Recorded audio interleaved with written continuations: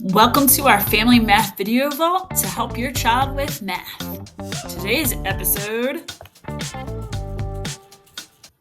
This is Understanding Tenths and Hundredths. We're taking what students know about fractions and decimal fractions. Decimals works with tenths, hundredths in fourth grade. So we're going to relate it to what we know about fractions that have a denominator of tenths and hundredths. So we're making that connection. It's nothing new. So if I start with tenths, has a THS at the end. So we need students to realize that tenths are less than one whole. So here we have a grid, and imagine this as like that hundredths flat of the place value blocks. But we can ask students, how many parts do you see in this whole?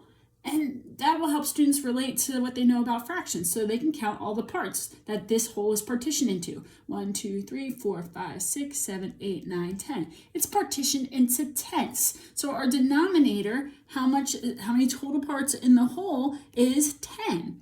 And if I want to show 2 tenths, that's what I'm going to show with the numerator, and the numerator is telling us how many pieces that we have. So if we have 2 tenths, we have 2 of these. So we can quickly shade in 2. So that's 2 tenths. We can relate it to money. That's another way to make a real world connection, because what's a tenth of a dollar? What do we have 10 of in a dollar? We have 10 dimes. So if we want to show 4 tenths or 40 cents, we have our tenths grid, and we need to shade in 4 of them. And this grid represents 4 tenths. So this is getting us to understand what tenths actually are. Tenths are less than one whole. A dime is 1/10 of a dollar. It is less than a whole dollar. Now we want to go on to hundredths. We need a hundredths grid.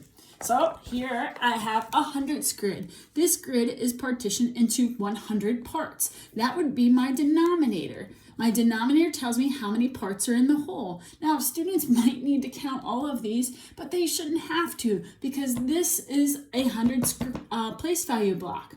And we know that it's 10 tens going down and 10 tens going across. 10 times 10 is 100.